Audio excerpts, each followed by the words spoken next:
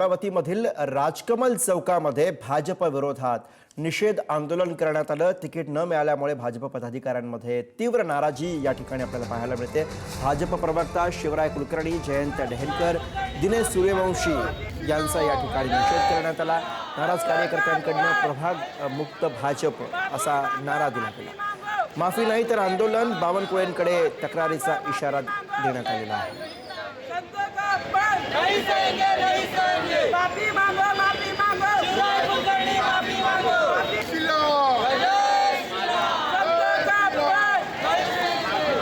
माफी मांगो, माफी मांगो। इथं काय हे आहे का मुंगलाई आहे का?